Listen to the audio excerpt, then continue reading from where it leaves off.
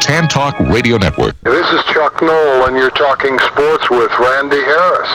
All right, we are back. Hopefully you forgot. But No, I still have a question. It's not to be disrespectful. It's not a dumb question. no, you do it naturally. It's just a question. But we're talking about Matt Hamill, who's deaf, right? And he's a UFC fighter. He's the only victory over Jon Jones, or the only loss to Jon Jones' record.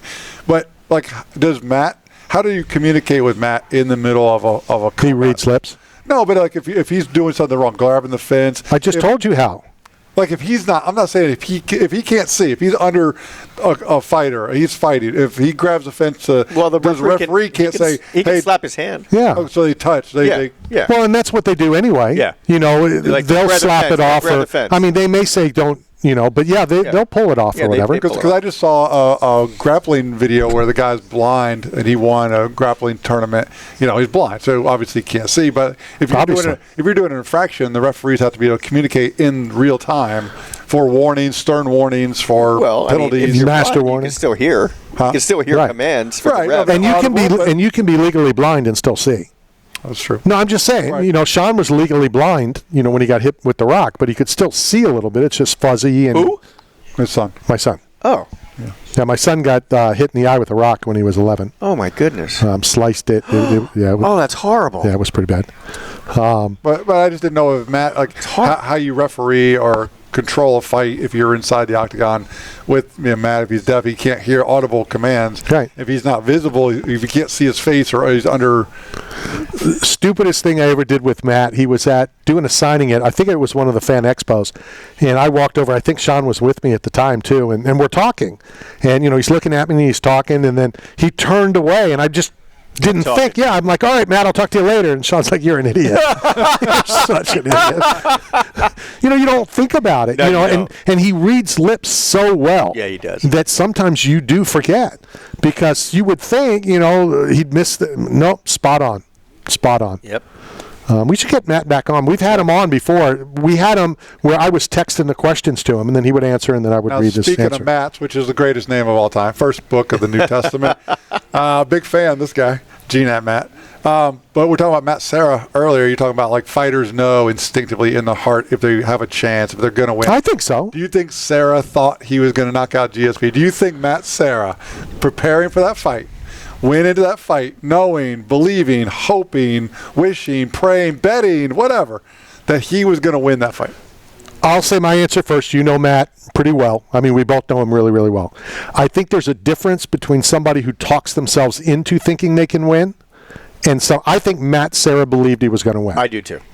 Whether he won or not, Matt Serra believed in Matt Serra. Yeah. Okay. There's sometimes fighters, they get hyped up and, they talk themselves into, I have a chance, I think I can win. What do you mean you think you can win? If you say you think you can win, then you don't think you can win. Matt Serra, knowing Matt Serra, believed he was going to win. Now, did he get lucky that GSP didn't train at all for that fight? I think so. Yeah. Well, Clay Collatd talked about not putting the gloves on. Is he overlooking? Is he underestimating? We've seen it happen before. I don't think so.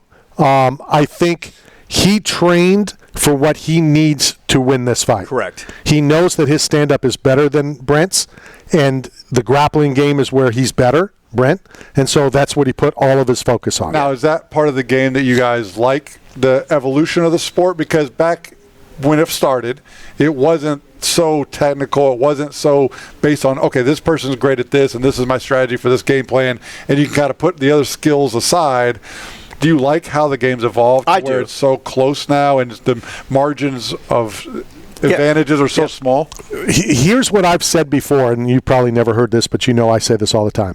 If I can't pick a winner, not the right winner, I don't know who's going to win between Israel and Dricus, honestly. But if I could say, I think Dricus is going to win, I don't think that says, to me, the fight that I want to watch. I want to watch a fight that I don't know. I don't really know who's going to win that fight. I could be wrong. You know what I'm saying? All right, I think Dricus is going to win, and Dricus could lose, but at least I thought Dricus was going to win. I don't know who's going to win this fight. I want to watch this fight. So, no, Now, do you consider, we consider supplementation performance-enhancing drugs? No. What? I don't. Like something like steroids, like a hormone replacement. Well, of course, steroids is. Like we like. Should we get Mike Perry on first? Well, we talk about like supplementation or chemicals that you put in your body to give you a competitive advantage. Going back to 1890, they were using electricity for advantages in performance, human performance. I've heard that Du Plessis tases himself or gets tased. Do you know anything about tasing? I do, yes.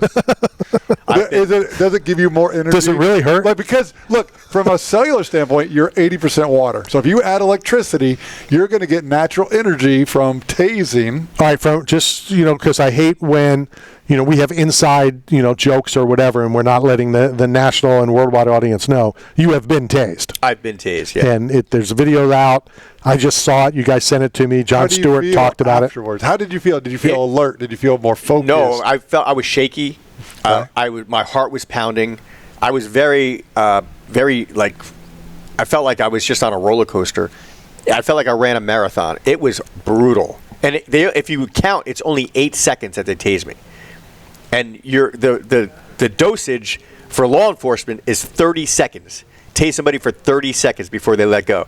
I was only tased for 8, and I was shaking for like a good hour after they tased me. Can I ask a very serious question on why you were so stupid? To get tased? Yeah. Well, who volunteers and I know media and people do it. I will tell you exactly what transpired. I was covering the Consumer Electronics Show, and Neil Cavuto was in New York. Neil Cavuto, the business anchor for Fox News Channel. His producer called me and said, Mike, I hear that people are volunteering to get tased. Get some B-roll of that. And B-roll, for people who don't know, it was just go shoot somebody getting tased. So I went to the booth with my cameraman, and there was nobody volunteering to get tased. Yeah, because only an idiot would volunteer. Right. So I called Gary Schreier up. Gary was the producer. I said, Gary, nobody's getting tased here. He's like, oh, man, we're interviewing the president of Taser in the next segment. We really need to see somebody get tased. And I said, I'll do it. He goes, really? I go, yep. So we went live. We sent it right back to New York as it happened. And it was brutal, bro. It was brutal. And you know what struck me the most is, like, if you watch the video, I'm very calm, and then as soon as they tased me, my body was like stiff like a board. And then I went down, and you could see where they actually release it because my body folds. Like I'm like this, and then suddenly I'm like this. And I went, oh, F. You can read my lips.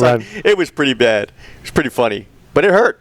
Well, because in show prep, our producer, Steve Lene, sent us a Du Plessis coach uses taser to fix the problem video.